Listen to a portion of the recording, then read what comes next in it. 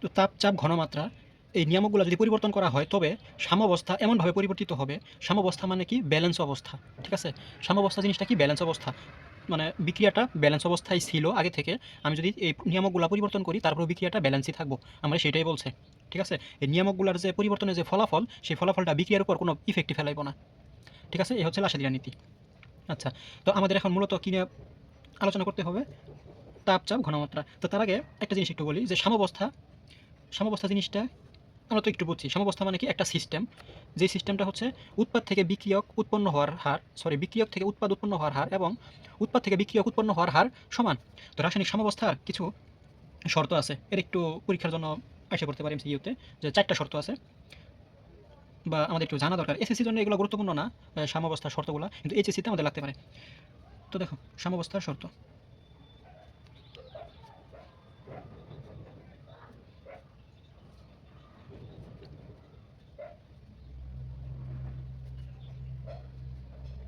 সাম্যাবস্থার 4টা শর্ত আছে। 1,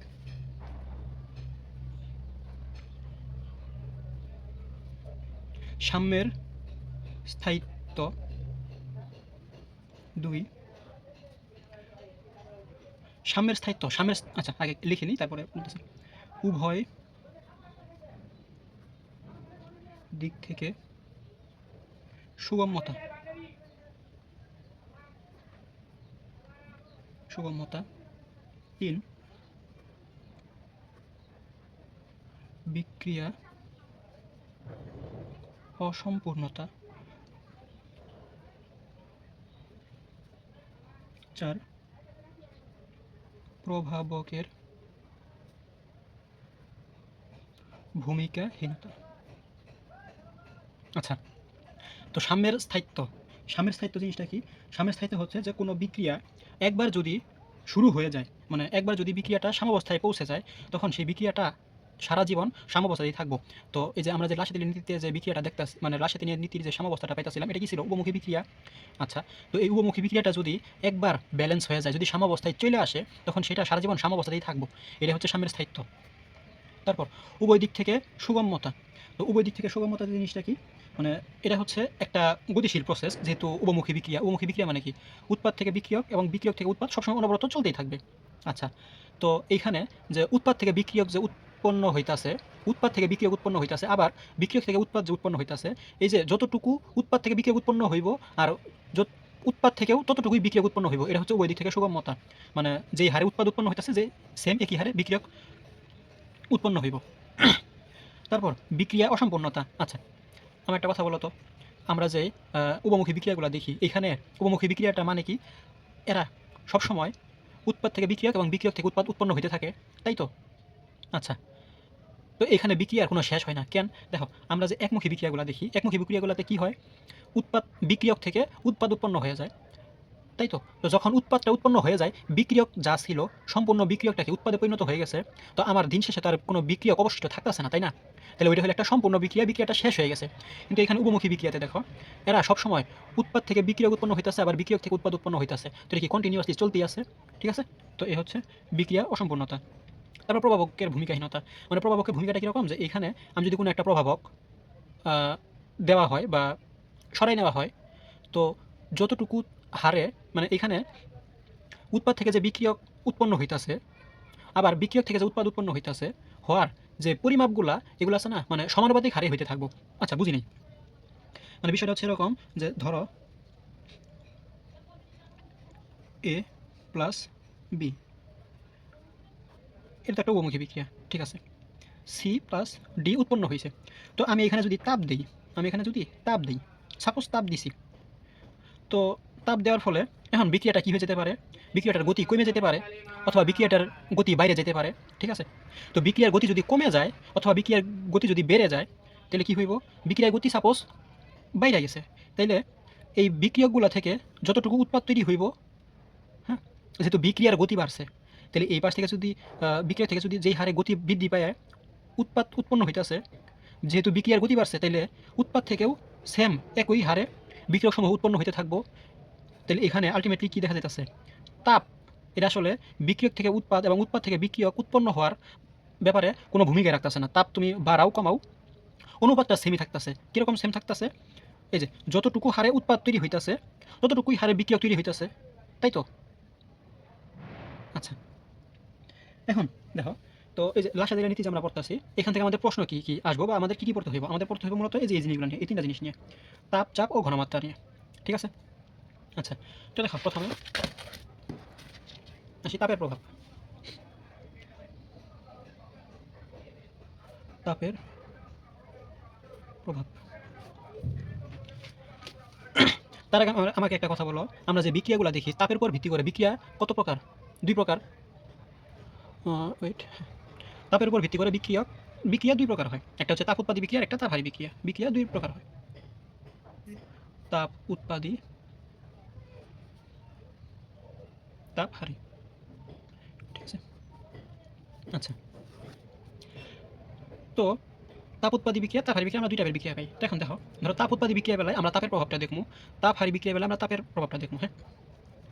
আচ্ছা, তাপ উৎপাদী বিক্রিয়া।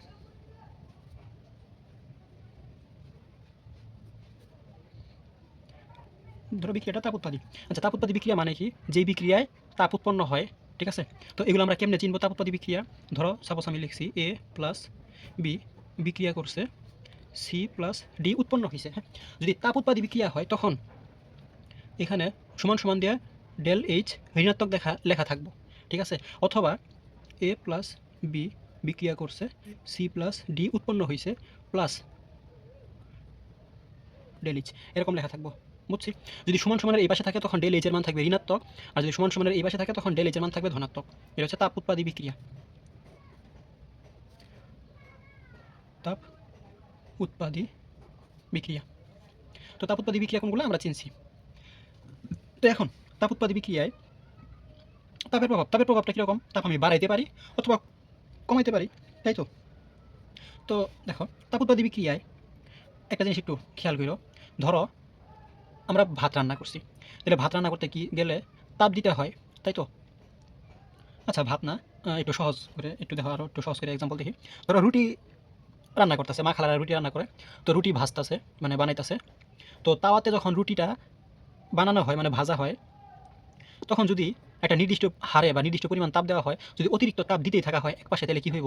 রুটিটাকে একসময় কি পুইরা নষ্ট হয়ে যাবো না? নষ্ট হয়ে যাবো। আচ্ছা, তো এখন আমাদের তো ওই পুরা নষ্ট রুটি দরকার নেই, আমাদের তো ভালো রুটি লাগবো, তাই না? আমরা তো খাইমু। ঠিক আছে? তো যদি রুটি পুইরা যায়, তো তখন ওইটা তো আসলে আমাদের কোনো কাজে লাগবে না। ঠিক আছে?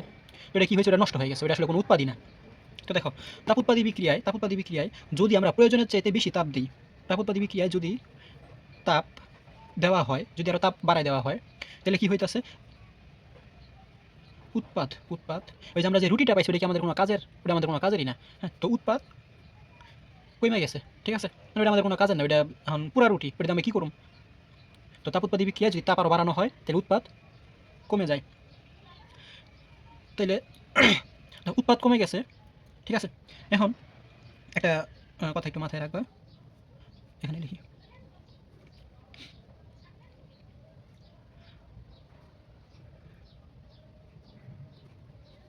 যেদিকে পরিমাণ বৃদ্ধি পায় সাম্যাবস্থা সেদিকে যায়। ঠিক আছে? এখন দেখো তো, তাপ বৃদ্ধি পাইছে, উৎপাদ কমে গেছে, তাহলে সাম্যাবস্থা জিনিসটা কীরকম কাজ করে? দেখো, সাম্যাবস্থা হচ্ছে ব্যালেন্স অবস্থা। ধরো সাপোজ আমি এই কলমটা এখানে ধরে রাখছি। হ্যাঁ? তাহলে আমার ব্যালেন্স করার জন্য কী করতে হইব? আমার কলমটার ঠিক এই মাঝামাঝি ধরতে হইব, তাই তো? তাহলে দেখো আমি কী করছি, আগে তো ছিল এইখানে, আগে এখানে ছিল, এই পাশে কি বেশি পরিমাণে আছে, আমার ব্যালেন্স করার জন্য কী করতে হইতাছে? যেদিকে বেশি আছে আমার কি সাম্যাবস্থাটা সেদিকে নিয়ে যাওয়া লাগতেছে। বুঝছি? তো এখানেও সেম। তো উৎপাদ যেহেতু কম, তাহলে বেশি কি আছে? বিক্রিয়ক। তাহলে সাম্যাবস্থা কোন দিকে যাইব? সাম্যাবস্থা বামে যাবে। সাম্যাবস্থা বামে যাবে। বুঝছি? তারপর তাপ উৎপাদী বিক্রিয়া যদি তাপ কমানো হয় বা তাপ হ্রাস করানো হয়, তাপ হ্রাস করানো হয়েছে, ঠিক আর উল্টা ঘটনা ঘটবো। উৎপাদ বৃদ্ধি পাবে,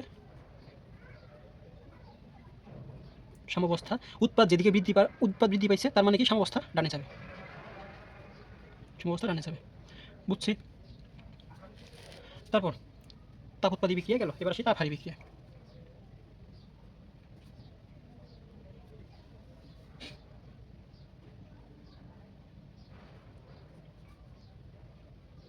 আচ্ছা, তো তাপ হারি বিক্রিয়াতেও তাপ উৎপাদী বিক্রিয়ায় যা যা হয়েছে তাপ হারি বিক্রিয়ায় ঠিক তার উল্টা উল্টা ঘটনা ঘটবো। ঠিক আছে, তো দেখো তাপ হারি বিক্রিয়ায় প্রথমে তাপ উৎপাদী বিক্রিয়া আমরা কী করছিলাম, তাপ বাড়ানো হয়েছে, তাপ বৃদ্ধি পাইছে, উৎপাদ হ্রাস পাইছে, তাহলে তাপ হারি বিক্রিয়া কী হবো, তাপ বৃদ্ধি পাইছে উৎপাদও বৃদ্ধি পাইব, উৎপাদ বৃদ্ধি ঘটে। তো উৎপাদ যেদিকে বাড়ে মানে যেদিকে পরিমাণ বৃদ্ধি পায় সাম্যাবস্থা সেদিকে যায়, সাম্যাবস্থা ডানে যাবে। তো আমি যদি তাপ হ্রাস করাই, তাপ হ্রাস করাইলে উৎপাদ হ্রাস পাবে। উৎপাদ হ্রাস পাবে কেন, ধরো তুমি যে রুটি যে বানাইলা, এখন রুটি তো রান্না করার জন্য তো আমার তাপ দরকার, তাই না? তুমি যদি কোনো তাপই না দাও, এইখানে দেখো এমনি তাপ হারি বিক্রিয়া, তাপ হারি বিক্রিয়া মানে কি, যে বিক্রিয়া তাপটা হারাই যাইতেছে মানে তাপটা নাই হয়ে যাইতেছে, তো সেই বিক্রিয়ায় তুমি আরও তাপ দিতেছো না। রুটি রান্না করার জন্য আমার তাপ দরকার, তুমি আরও তাপ দিতেছো না, তাহলে রুটি কি তুমি পাবা, উৎপাদিত পাবা না কোনো। ঠিক আছে, তো উৎপাদ হ্রাস পাইছে, তো উৎপাদ যদি হ্রাস পায় তাহলে সাম্যাবস্থা বামে যাবে।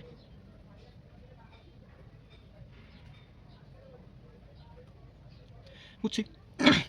তারপর চাপের প্রভাব দেখো,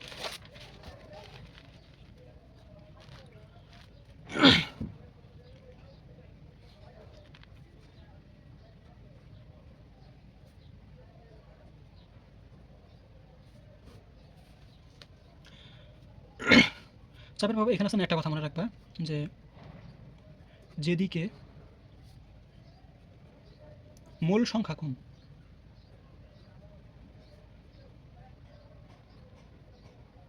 যেদিকে মোল সংখ্যা কম সাম্যাবস্থা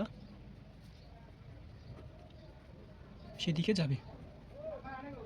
আচ্ছা, এটা জিনিস একটু খেয়াল করো, ধরো আমি এখানে একটা পাতিল রাখছি, এই পাতিলের সাথে আমি আর একটা পাতিল কানেক্ট করে দিছি পাইপ দিয়ে। ঠিক আছে, বোঝার জন্য আর কি আঁকতাছি, ধরো আমি পাইপ দিয়ে আটকে রাখছি। তাহলে এখন ধরো এইখানে এতটুকু পানি আছে, এখানে এতটুকু পানি আছে।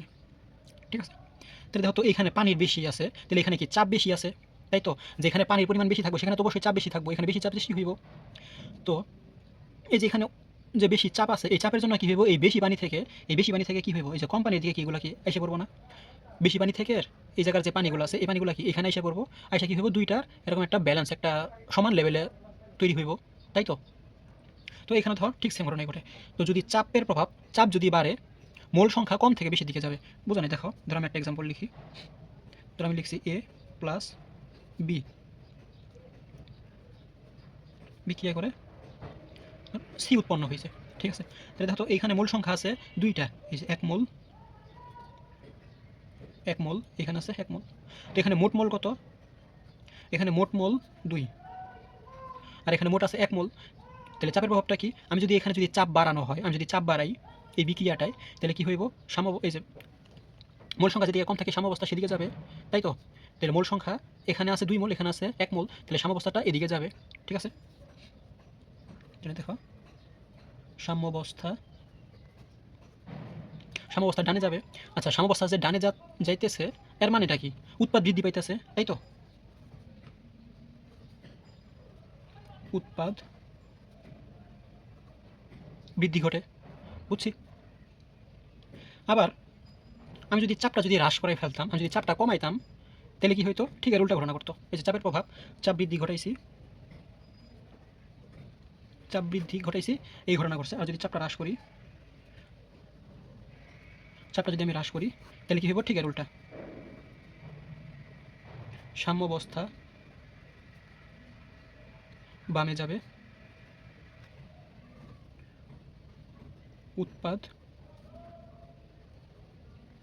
হ্রাস পাবে। ঠিক আছে, তারপর দেখো ঘনমাত্রার প্রভাব। ঘনমাত্রা একদম সহজ, ঘনমাত্রা একদম সহজ। তো দেখো ঘনমাত্রা যখন আছে না, কিছু জিনিস একটু মনে রাখবা। ধরো আমার সহজ করে একটু কথা, সহজ করে একটু চিন্তা করো, বিক্রিয়ক আছে, বিক্রিয়ক আছে, তো বিক্রিয়ক থেকে না উৎপাদ তৈরি হয়, তাই তো? বিক্রিয়ক থেকে তো উৎপাদ তৈরি হয়। তো আমি যদি বিক্রিয়কের পরিমাণ বাড়াই দেই, বিক্রিয়কের ঘনমাত্রা বাড়াই দেই, তাহলে কি হইব? উৎপাদ অটোমেটিক্যালি বেড়ে যাইব। এটা তো অটো, এটা তো এমনি ঘটে যায়।